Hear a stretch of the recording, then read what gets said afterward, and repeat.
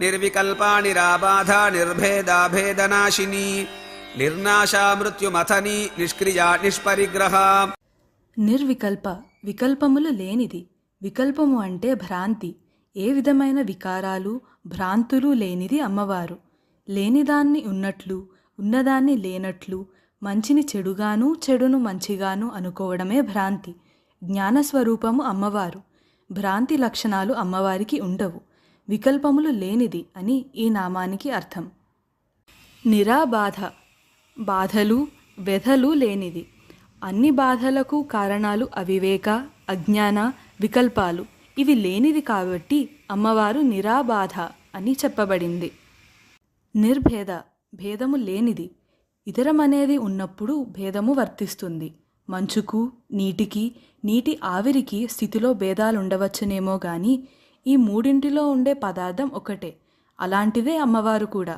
భేదము లేనిది అని ఈ నామానికి అర్థం. భేదనాశిని భేదములను పోగొట్టునది.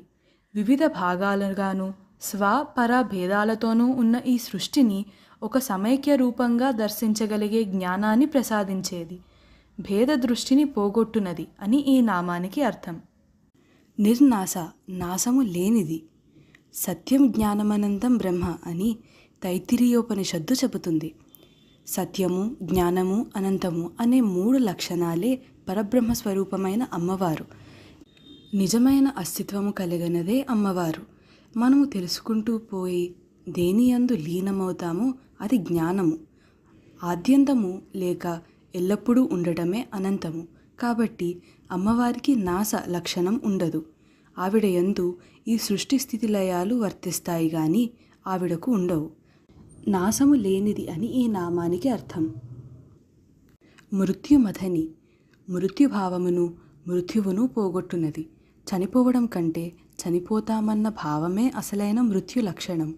పరీక్షిత్తు తాను మృతుడనవుతాను అని చెప్పినప్పుడు సుఖయోగి ముందు ఆ భావాన్ని మర్చిపో, ఇక మిగిలినదంతా అమృతత్వమే అన్నాడు. అలాగే ముందు మనలోని మృత్యుభావాన్ని మదనం చేస్తుంది అమ్మవారు. అటుపైన ఆత్మస్వరూపమైన మనకు మృత్యువు ఉండదు. పంచభూతాత్మికమైన దేహానికే ఉంటుంది అనే జ్ఞానాన్ని కలిగిస్తుంది. మృత్యుభావనను మృత్యువును పోగొట్టునది అని ఈ నామానికి అర్థం. నిష్క్రియ క్రియలు లేనిది. క్రియలు 2 రకాలు, చేయవలసినవి, చేయకూడనివి. ఇవి మనకి ఉంటాయి. లేని వాటిని పొందడం కోసం చేసే పనులు మనకి ఉంటాయి. ఈ ప్రపంచమంతా తనలోంచే వచ్చినప్పుడు ఆ అమ్మవారు ప్రత్యేకంగా పొందాల్సినవి ఉండవు. కాబట్టి ఆమె నిష్క్రియ. నిష్పరిగ్రహ స్వీకరణ, పరిజనాదులు లేనిది. పరిగ్రహము అంటే స్వీకరించడం, పరివారం, భార్య మొదలైన అర్థాలున్నాయి. మనకి, మన వారికి అని సంపదలు పోగు చేయడం వంటివి మనకి ఉంటాయి. ఇలాంటి కోరికలు, అవసరాలు అమ్మవారికి ఉండవు.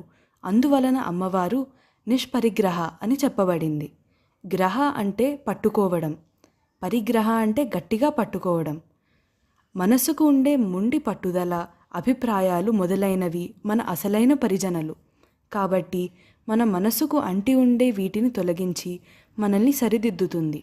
స్వీకరించడం, పరిజనాదులు లేనిది అని ఈ నామానికి అర్థం. నిర్వికల్పా నిరాబాధా నిర్భేదా భేదనాశిని నిర్నాశా మృత్యుమథని నిష్క్రియా నిష్పరిగ్రహా.